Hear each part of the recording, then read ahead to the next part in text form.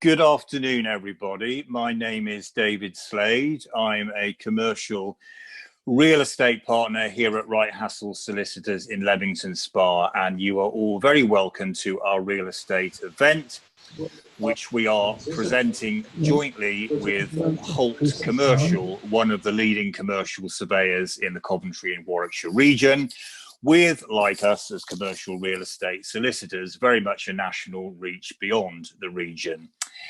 And we're covering just two topics, very different to each other, but both in their own way, creatures of this pandemic, which is truly dominating our lives.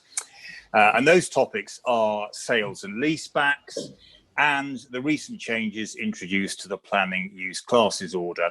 And with both of those topics, the Wright Hassall speakers will cover the legal angles and Holt Commercial will review the practicalities, the ups and downs from a commercial surveyor's perspective.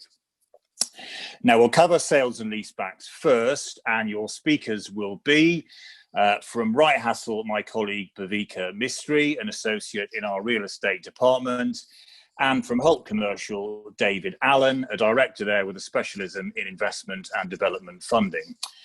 When we cover the planning changes, our speakers will be John Gregory, Wright Hassall's head of planning, and then Peter Holt, Holt Commercial's managing director. Peter has particular expertise in industrial and warehouse property development and agency. Now, Peter was one of the founders of D&P Holt at its inception in the mid-1990s, and on the acquisition of the Coventry business of C.B. Richard Ellis at the same time. David Allen joined forces with Peter and his team following the more recent merger with Shortland, Penn and Moore. David had previously worked for a number of national practices in Birmingham, where he is still a familiar figure. And together, the two of them bring about 75 years in total of experience in the industry to the table. Our Wright Hassall speakers, Bav and John, are sprightlier in years, but are two of our very brightest stars. Now, just two housekeeping points to mention from me. First of all, this seminar is being filmed and will be available to you on request afterwards. It'll certainly be shared on social media, and we'll be aiming to put it on our website as well. And secondly, can I request so that we maintain an uninterrupted pace, that any questions any of you may have are typed in the chat box. I'll monitor them as we go along, and we will save all the questions until the end. I've had one question already prior to the event, which I will answer at the end, and we will endeavour to answer anything that crops up in the chat box, either at this event if we have time, or after the event if there are a particular number of questions in the chat box which precludes us from going on too long. So I hope you will all find some useful snippets in what we have to say. So without further ado, I'll pass you on to our speakers, beginning with my colleague Bav on sales and leasebacks. Thank you for that introduction, David, and thanks everyone for joining. So as David mentioned, I'll be focusing on some of the legal considerations of the sale and leaseback transaction, and then I'll pass on to David Allen. So in terms of what I'll be covering, I've just set out a very brief overview of the points on this slide. So moving on, for those of you who haven't come across a sale and leaseback transaction before, effectively it does what it says on the tin, really. So the owner of a property sells the property to another party, subject to taking a lease of the property immediately upon completion. Now, this certainly is not a new concept, and it's been used by businesses for decades. So the result of the sale and leaseback essentially means the seller will receive that cash injection whilst being able to carry on using and occupying the property, whereas from the buyer's perspective, it results in them gaining an investment with the certainty of income over a fixed period of time. So moving on to the advantages. From the seller's or tenant's perspective, It's a cheaper and quicker way of raising finance compared to traditional lending. So that's mainly because a mainstream lender would still need things like valuations, and that obviously results in surveyors' fees together with the bank's arrangement fees and additional legal costs. Another cost-saving benefit is that the cash injection could be used to pay off any existing debt, which of course saves paying interest repayments going forward. In addition, the seller also retains control of the property whilst being able to pump the proceeds back into their business. And specifically from the tenant's perspective, that they could also benefit from sale and leaseback, stamp duty, land tax, or SDLT relief, which I will be discussing in more detail shortly. From the buyer's or landlord's perspective, they'll have the certainty of rental income for a fixed period of time. So even if the buyer has to obtain a mortgage to pay for the property, this income would at least offset any mortgage payments for a certain period. Another advantage is that the buyer has options regarding the purchasing vehicle. Again, so I will be discussing this in more detail shortly over the next few slides. And finally, from the landlord's point of view, they could also request additional security in the form of, say, a guarantor or rent deposit to try and strengthen the deal going forwards. So moving on to the disadvantages. Starting with the seller and tenant again. So although the seller would continue to occupy and trade from the property, the transition from owner to tenant can be quite difficult. I mean, particularly if the sellers own the property for decades and they're used to carrying out alterations as and when they please, that would certainly need to change, as the seller would have to obtain the landlord's consent going forward. So it's very much a mindset change, as well as a change of roles. Another pitfall from the tenant's perspective is that the cash injection may not last as long as they initially thought. So that inability to pay rent in the long term may lead to the landlord taking action such as forfeiting the lease, albeit that that's usually a last resort scenario. And the last point for the seller to consider is that the sale of the property could lead to a reduction in the value of the business as a whole. So any future business sale may therefore be at a reduced value.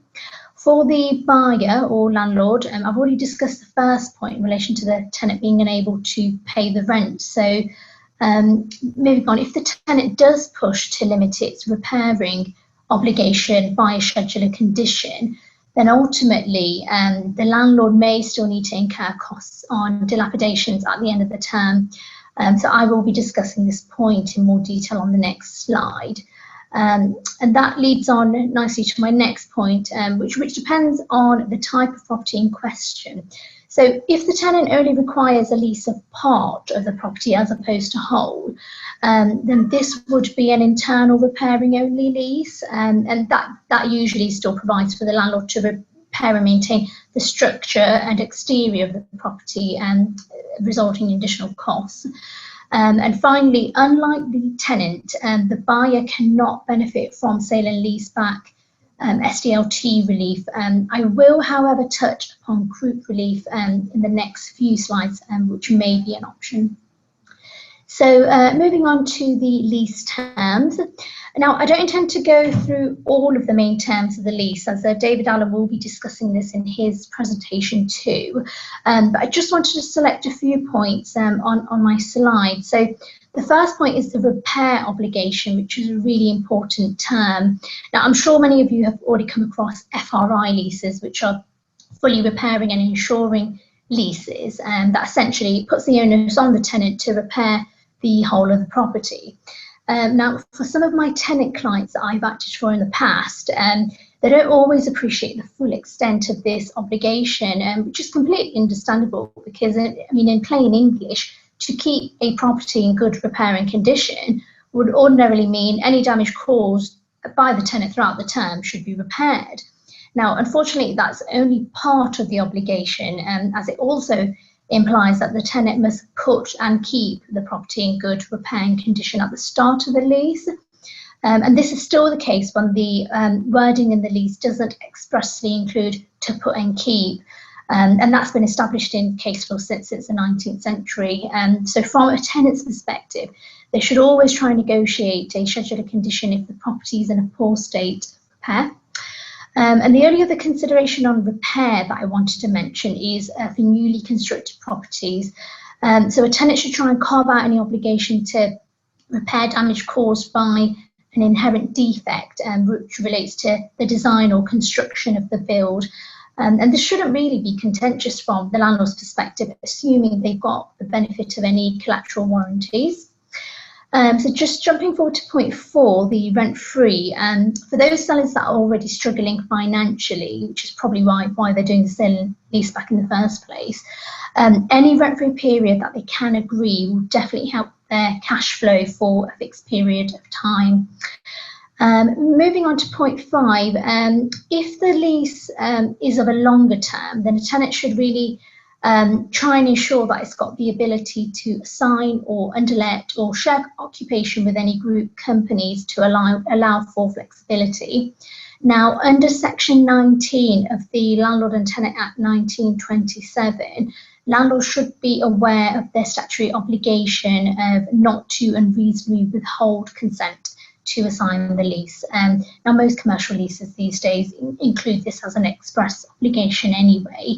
But the 1927 Act does still protect landlords as well, as a Section 19A does allow a landlord to impose reasonable conditions on a tenant in order for them to assign.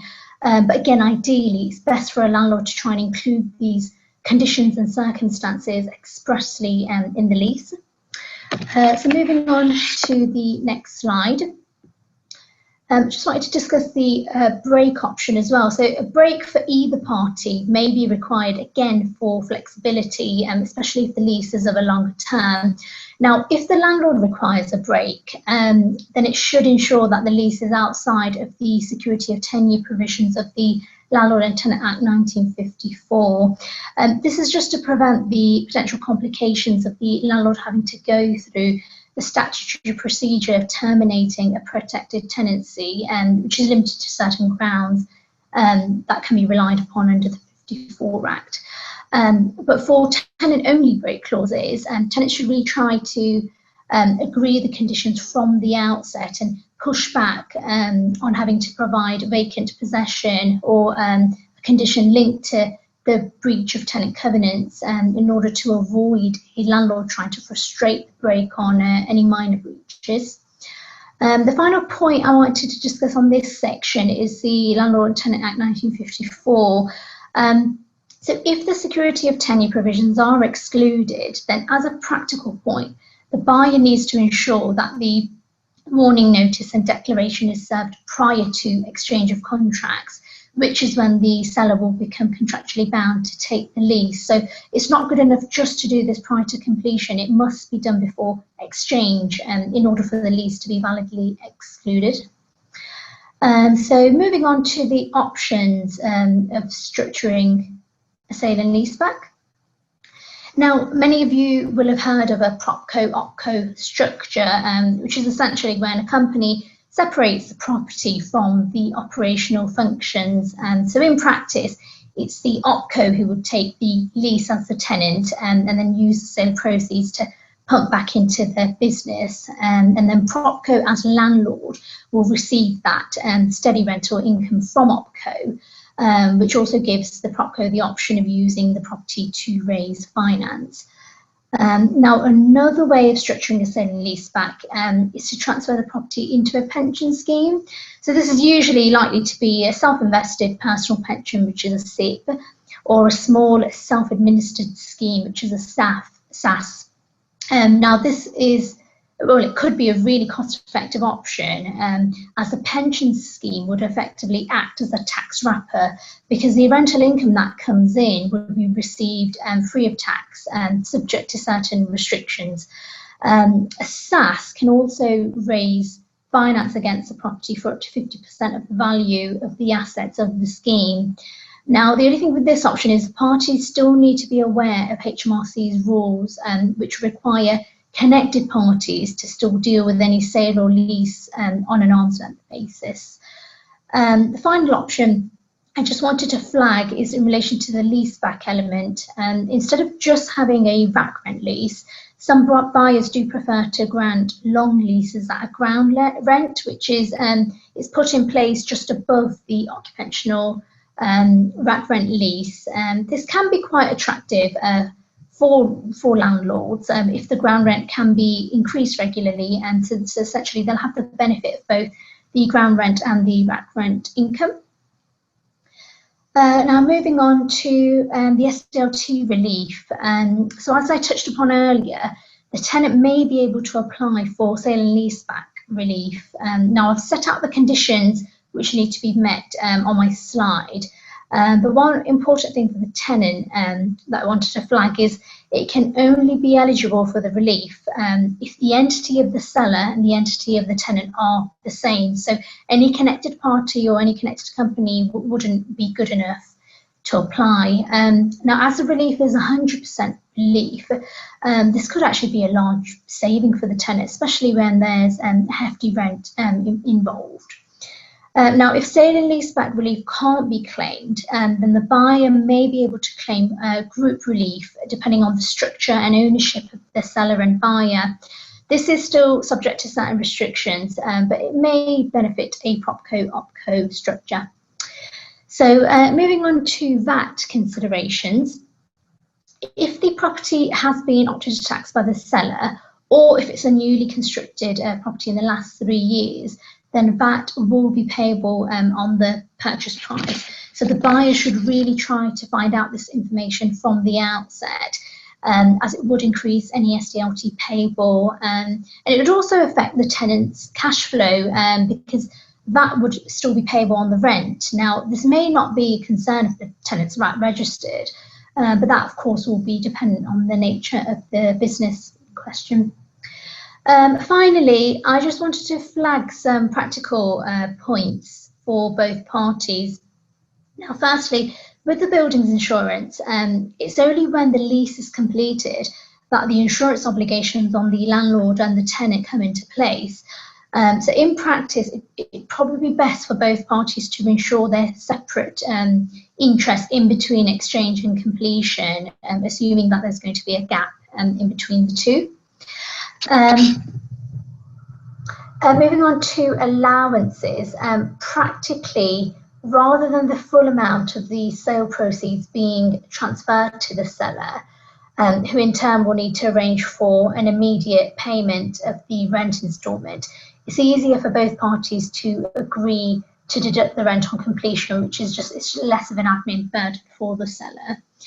And then finally, from the tenant's perspective, they should bear in mind that if the term of the lease is over 7 years, it has to be registered at the land registry, so they should budget for that additional disbursement cost. And if the lease is to be granted is a lease of part of the property as opposed to the whole, then the landlord should get his surveyor to prepare a land registry compliant plan. So that's everything from me, and I'll now pass on to David Allen.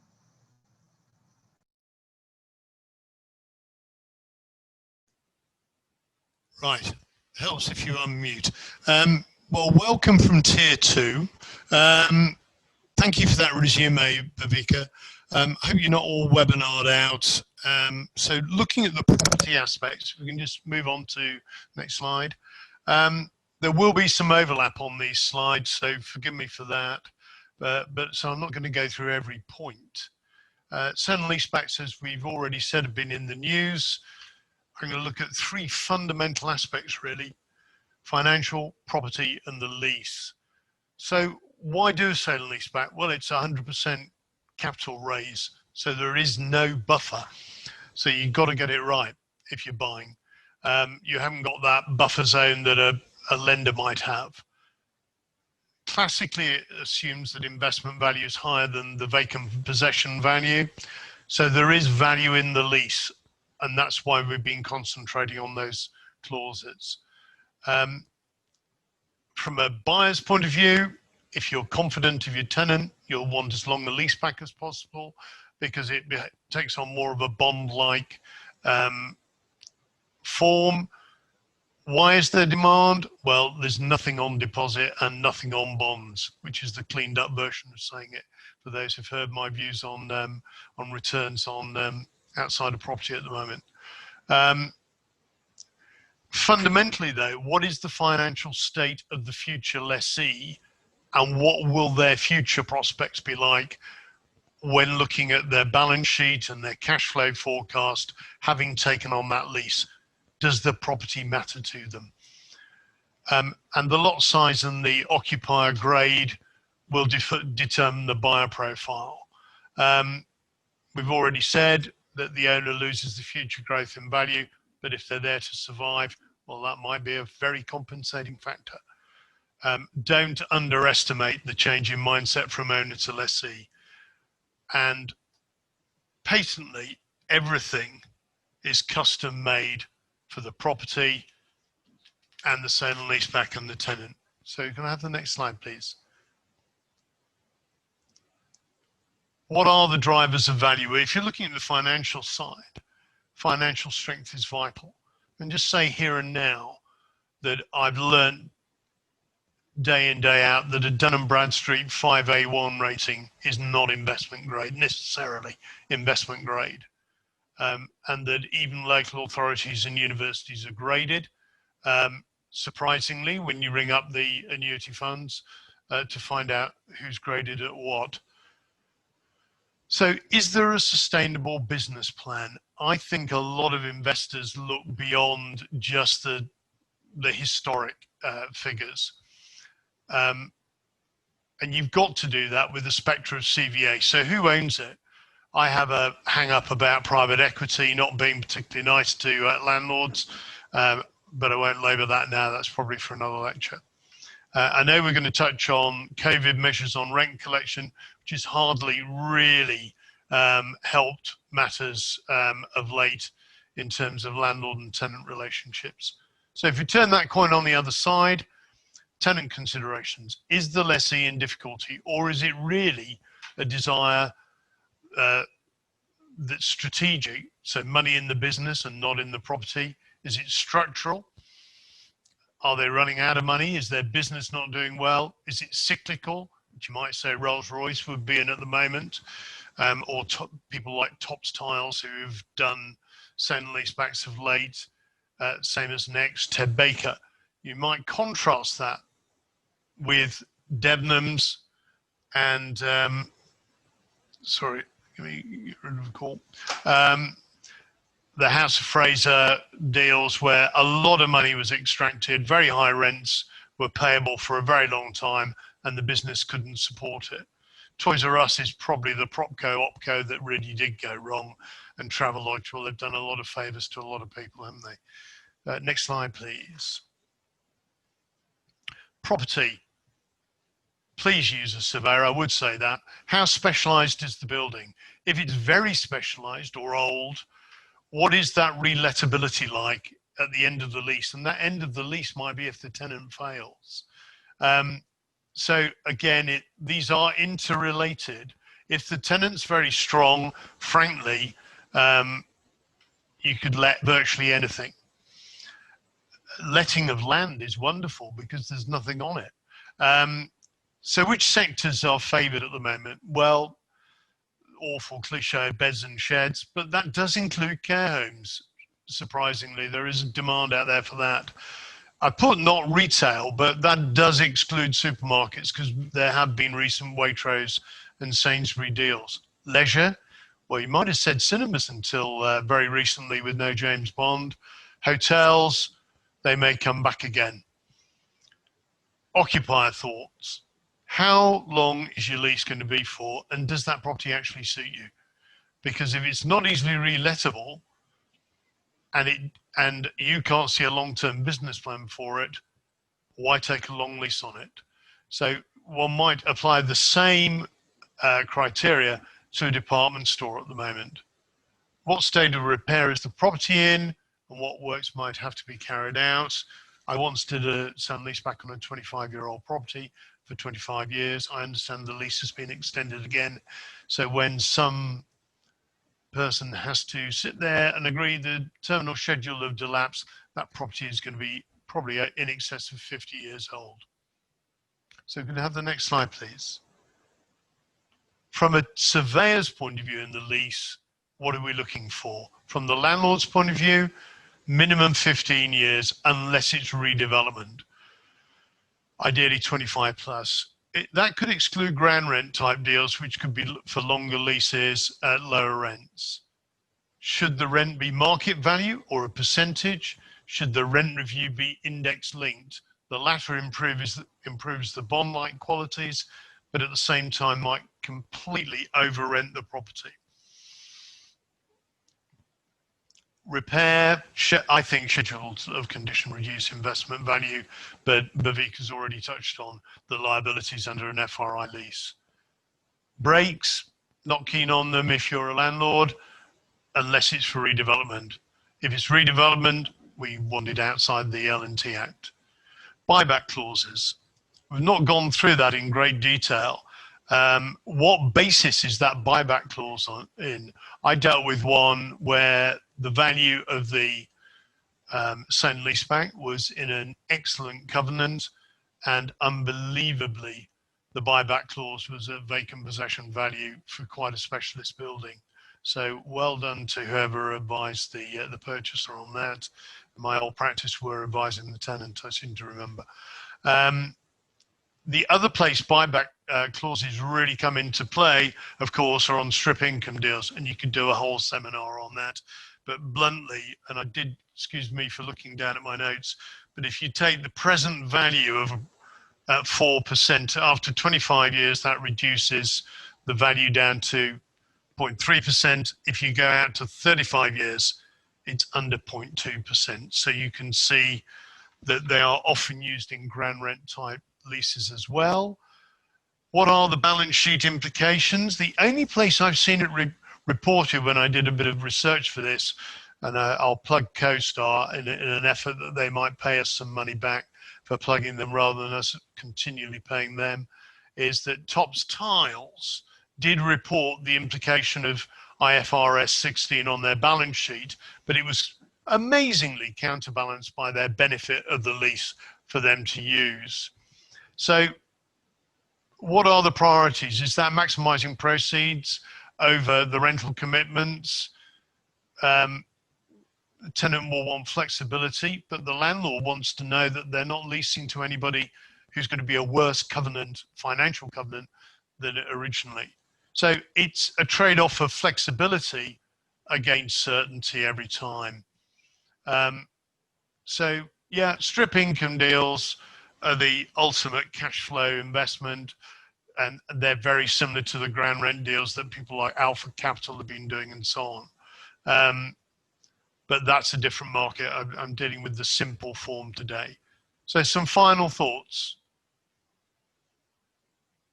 I would say this, wouldn't I? But do prepare thoroughly. The number of half-constructed leases, unthought through answers on accounts, capital allowances, finding VAT elections or whatever there may be, the inability to think beyond getting the cash in and not looking at the CGT liability, speaking to the lender that if the property is charged.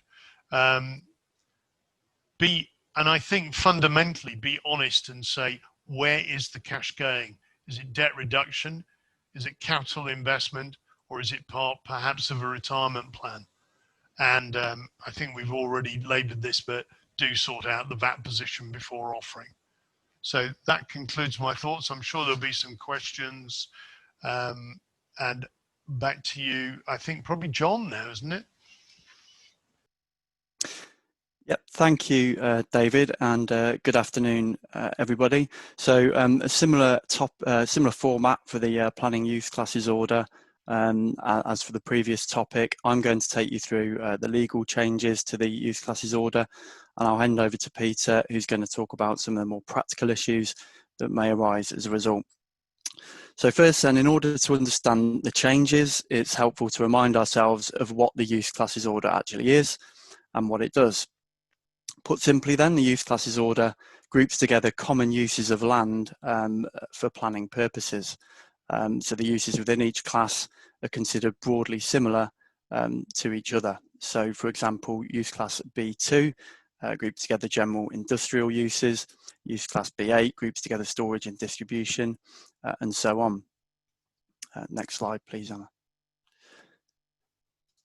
So what's the effect of grouping uses of land together in this way? Well, going back to basic principles, section 55(1) of the Town and Country Planning Act defines what development is for planning purposes, and section 55(2) specifically excludes changes of use within the same use class. So changes of use within the same use class do not constitute development, and because planning permission is only required for development, changes of use within the same use class never require any form of planning permission. So for example, a change of use from a clothing shop to a gift shop doesn't require planning permission because both uses fall within the same class, A1 in that case. Next slide, please, Emma. So importantly, it can be seen that the right to change uses within the same class doesn't result from a permitted development right.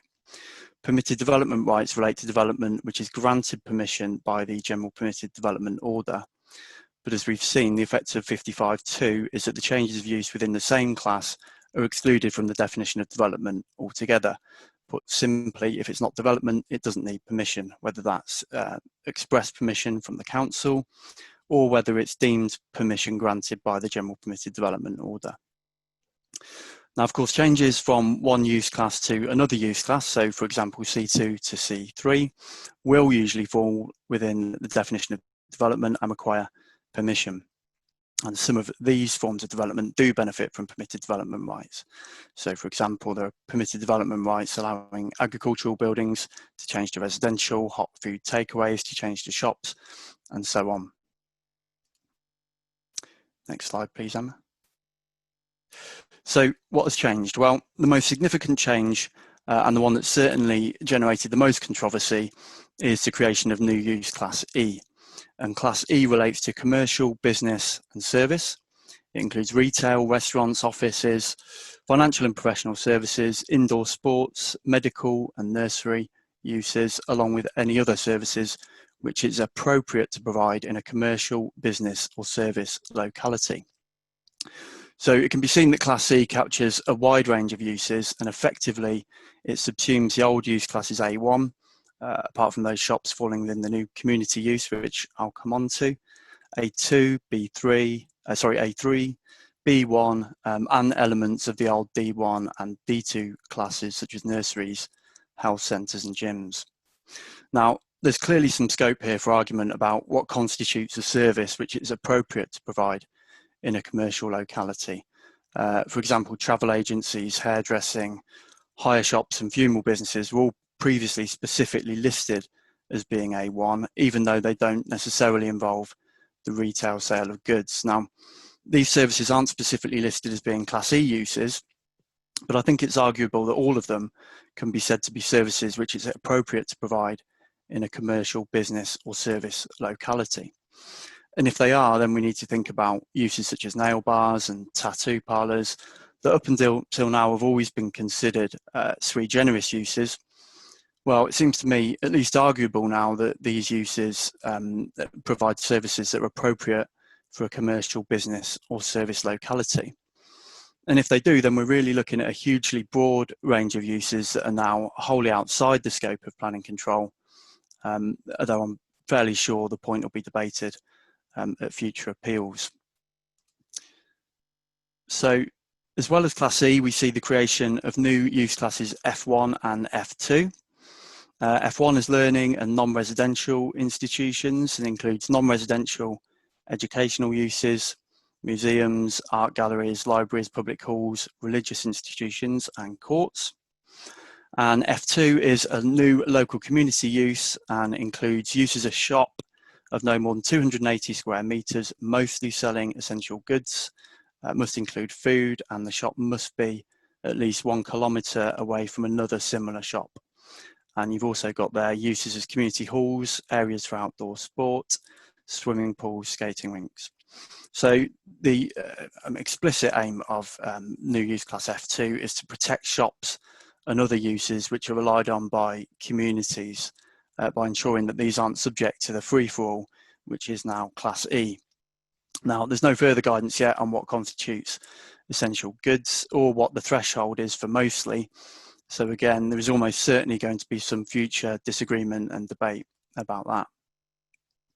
Next slide, please, Emma. So inevitably, we also see the removal of some existing use classes. Use classes A and D are entirely deleted. And as we've seen, some of those uses are subsumed into the new use class E. Importantly, however, some of the other class A uses now become sui generis, meaning that they fall outside all of the use classes. These are pubs, hot food takeaways, live music venues, cinemas, concert halls, and bingo halls. Now, as well as not benefiting from the class E flexibility, the other effect of these uses becoming sui generis is that they will no longer benefit from the permitted development rights that they had. So, for example, the previous right to change from a hot food takeaway, A5, to an A1 or B1 office use won't be available. Now, there are transitional provisions in place to deal with this, and I'll return to these a bit later on. Now, you will have noted that I haven't mentioned use class B8, storage and distribution, or any of the C classes, C1 to C4, and this is because they are unchanged. Use class B2, general industrial, is also substantially unaffected, though it now contains some additional wording to exclude uses that will now fall within class E. Now, also unchanged, of course, is that planning consent for operational works that might be required to facilitate these changes of use is still required. But the scope for this to change in the future certainly seems little reason why new PD rights couldn't be introduced on a limited basis to deal with ancillary physical works. Certainly if the government is intent on increasing the uptake of the new flexibility, then this would appear to be a logical step. Next slide, please. So conditions and planning obligations. Now, it's important to note that the use classes order does not and will not override restrictions imposed by condition or Section 106 planning obligation.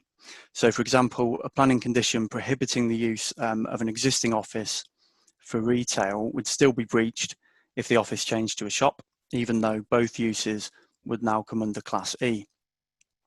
But the wording of these kinds of conditions varies enormously, and some, for example, will refer specifically to the use classes order as it was in a particular point in time. Others will refer to it, the UCO, as amended, bringing it up to date. Some conditions won't refer to the use classes order at all, but they'll simply describe the use to be prohibited. So the wording of each condition will have to be considered carefully to consider what the effect is.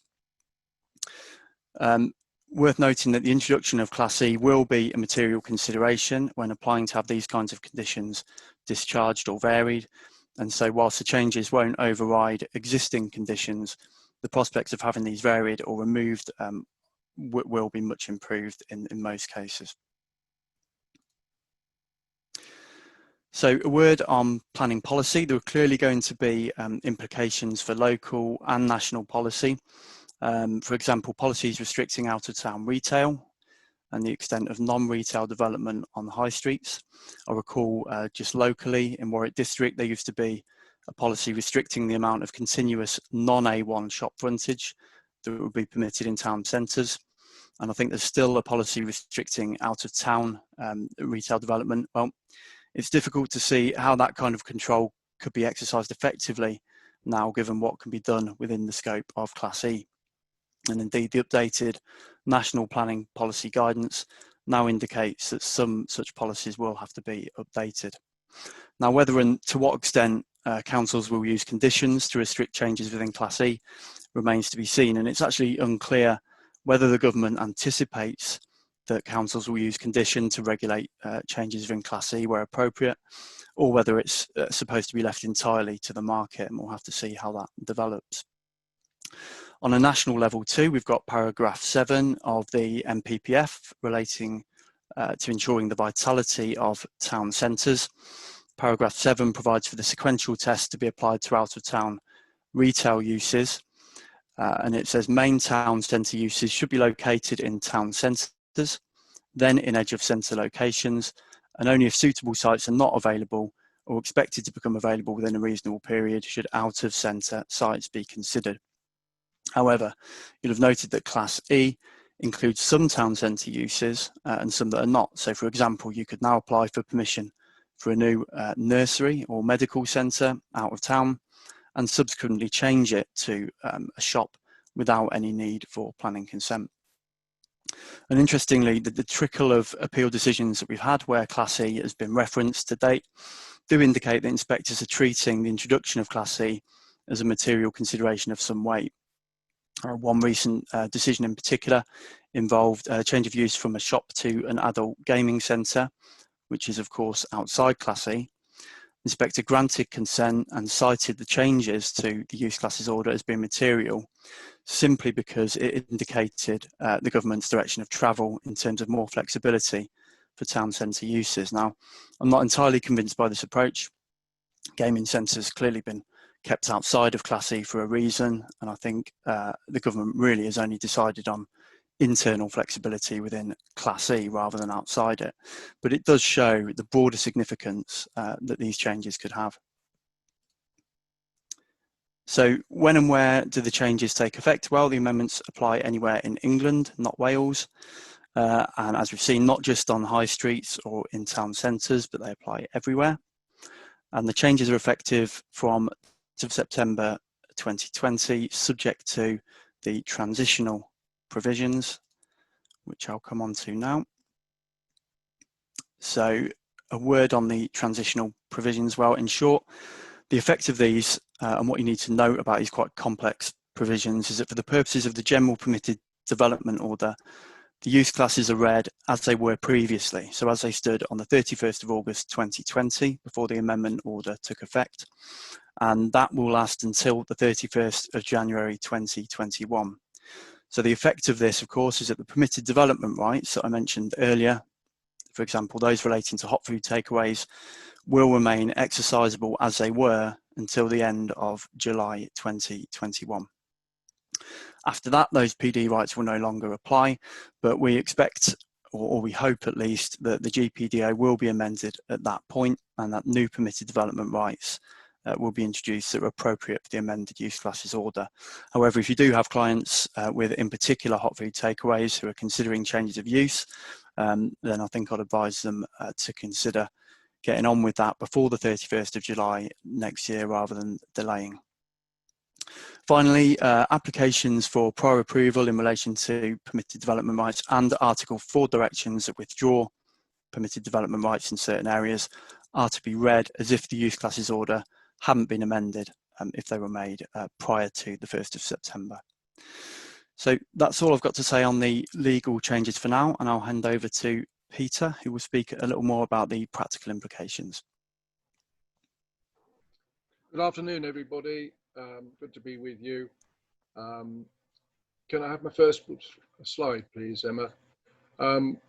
This is a general statement of use classes, and as John has stated, the middle area there, general industrial, storage and distribution, C1, C2, C3, 4 have remained unchanged, but most of the others, and I'm not going to talk about the F1 or F2, are within Class E or have turned to sui generis, which will create some interesting thoughts.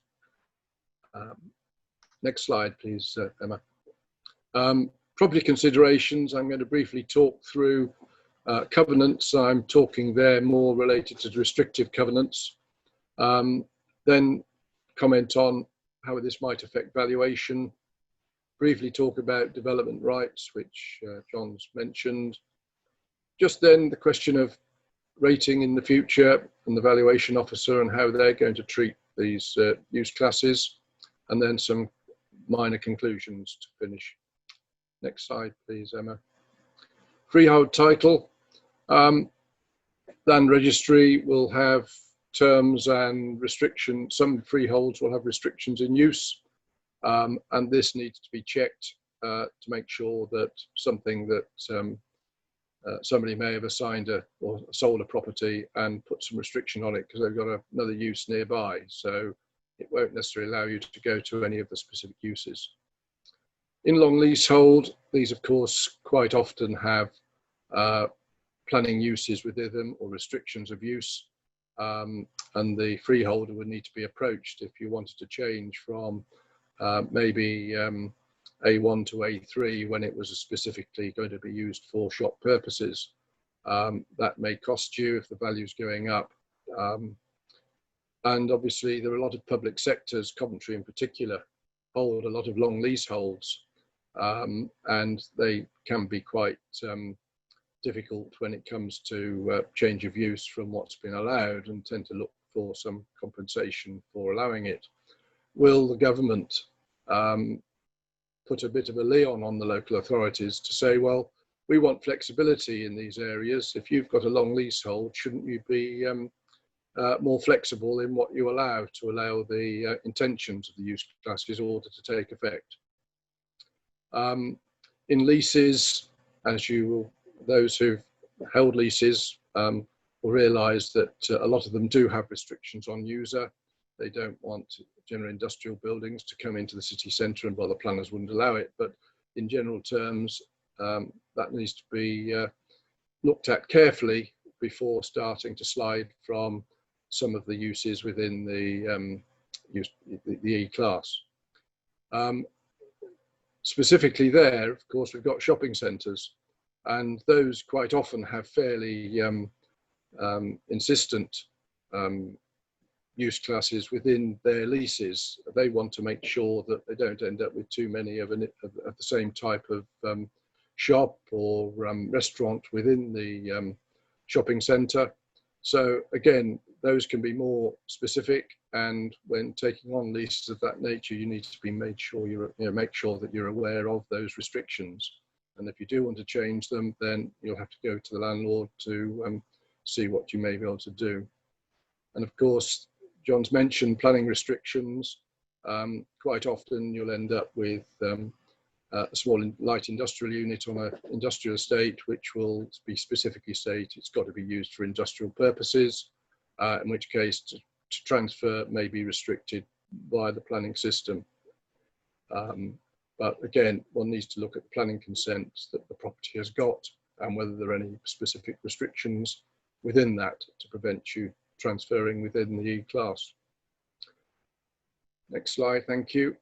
How will it affect rental values? Well, obviously it's too early to tell, but those that have specifically got restrictions within retail and you cannot transfer it without talking to landlord, will that reduce value at all? Will it have no effect? We'll have to wait and see. If there's a flexible E-class in place within a lease, that may of course be helpful, so that you're actually able to move it around within the use classes and assign your lease without actually having to go back to planning or go back to the landlord if you lease the property, and can move forward fairly quickly. Will that affect a rental value? We've got to wait and see. And of course, subletting or assignment. If you have a lease and you want to dispose of it, the more flexible use classes you've got within that lease, the easier it may well be to assign or sublet.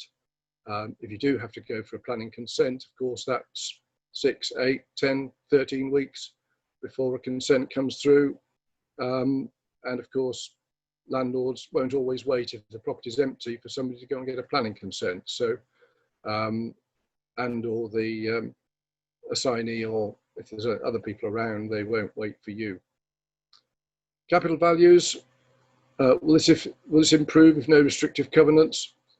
Again, we'll have to wait and see, and it may not, but it'll be interesting exercises when we start seeing these use classes within or use allowances within the leases. Next slide, please, Emma. One interesting one at the moment, betting shops are generally have been within A2. So they've been able to slide from A2 to A1 and the likes. Betting shops are now going to sui generis, and to date we've been given no permitted development rights here.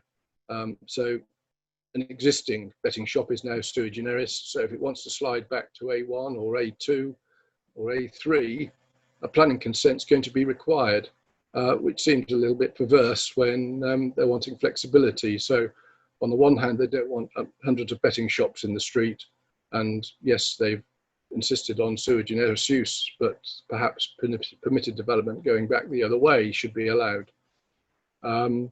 So it'll be interesting to see whether that's allowed. Obviously, if the shop does go back to an E-class use, people would probably have to go back to get planning to get to go back to a betting shop. And of course, very similar for takeaways, which John's already covered.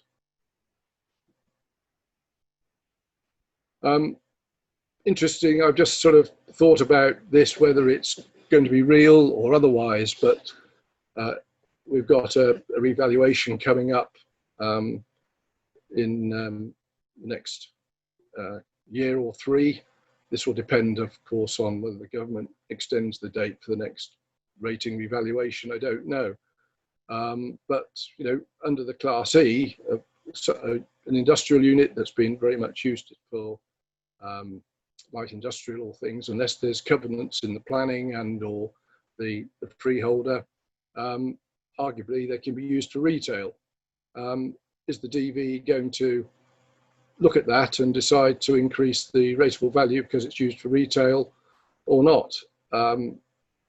Just a thought, but one that would be interesting. And similarly, going into the high street, if we end up with one of the lower valued E-classes, will there be an opportunity to appeal the rateable value at some stage? Not easy, but maybe an opportunity, particularly if it's coming down from a use that might be outside the small and medium business rate relief bands. And finally, just some basic conclusions. We will need some revised permitted development rights to take away some of these anomalies. And if not, then in trying to help, if these proposals created difficulties accidentally, it may well be. And have we got more questions than answers possibly? We'll just have to wait and see. Thank you very much. Thank you very much indeed, Peter. Thank you very much to all our speakers today, Bav, David, John and Peter. Lots of food for thought there.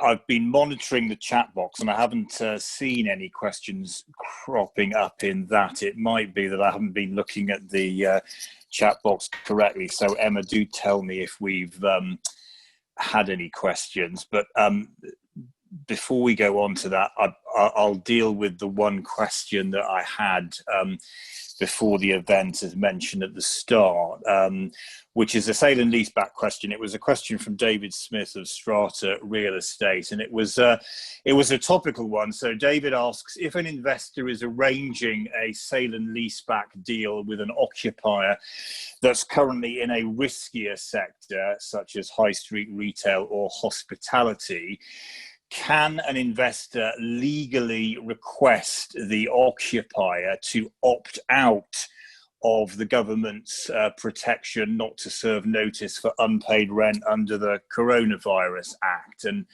that question obviously assumes that the occupier would willingly consent to that opt-out.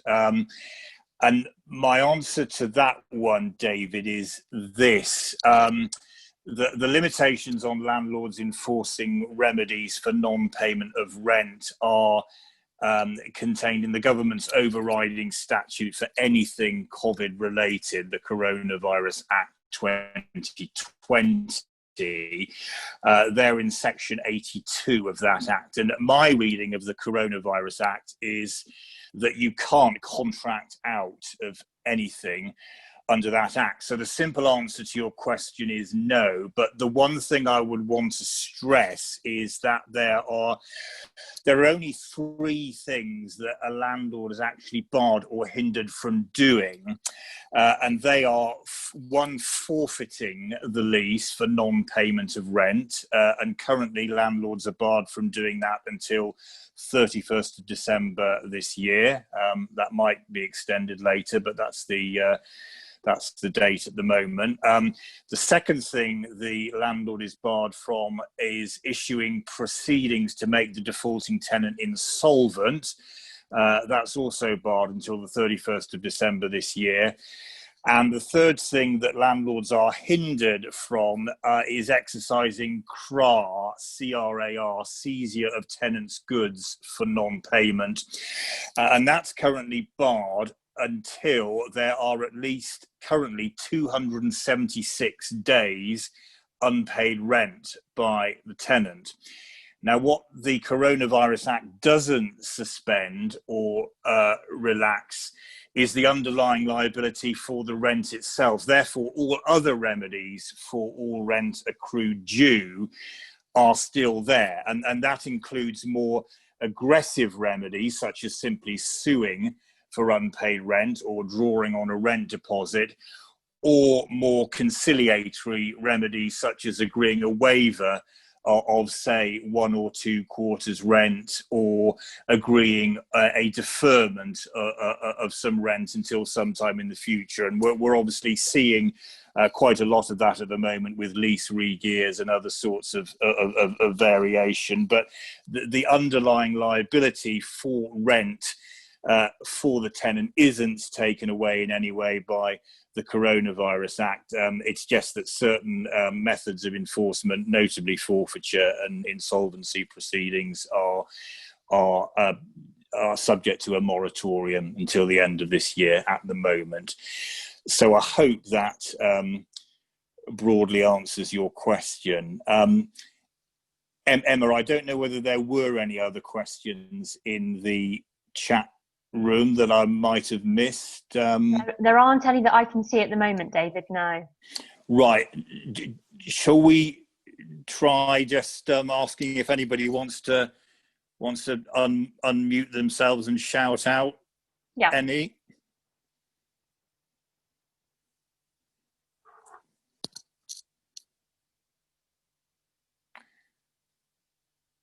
Okay. There being none, I've possibly just got a couple of questions of my own then. David, I was quite interested in your little anecdote about the Toys R Us Propco structure being one that went particularly tits up. Have you got any sort of more detail on that? Not without probably getting sued and having to run to another division of your organisation, actually, David. What it, I think, showed was that a lot of PropCo structures have been put in place to maximise the underlying property asset of a company. Now, a lot of people had freeholds bluntly to protect themselves against the vagaries of a market. So if it went down, they could mortgage it, they could get cash from their bank was happy to support them because in the end there was a freehold. If you take that away and you make, in the inglorious expression, make the asset sweat by sale and leasebacking, and then either putting, well, in Toys R Us, it was the bond, I think it was a CMBS or whatever the equivalent was. So absolutely taking every last penny out of the properties and leaving the operating company with all the liabilities. And then cheerio and good night routine from private equity, which is not unheard of. So I think it might be very old fashioned, but I think Peter and I would say to anybody, on either side of the fence, get the lease right. Is it right for you as an occupier? Can you live with it? Can you live with it for 25 years? Or is it 2? And if you're going to extract every last penny out of it, make sure that there's somebody on the end of the rent paying liability who can pay the rent. And sad to say, but a lot of CMBS structures went horribly wrong. anybody who watched The Big Short and stayed awake, which is not what my wife managed, but I did, will understand that there was plenty of close to the mark activity on CMBS. So a rather long-winded answer, David, but hopefully I won't need to come to you to get sued if I'm getting sued now. So. Thank you, David. Just in relation to the planning changes, I've got one small question for John. John, I'd heard some indication that there was an attempt to judicially review the use class changes.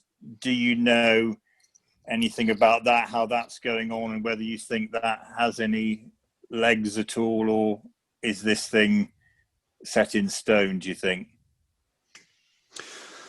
It's difficult to say. The judicial review is being heard, so it will be it's being judicially reviewed along with other permitted development rights, including the new permissions for upward development. So I think we'll just have to watch this space. Great stuff. Thank you very much indeed for attending, everybody.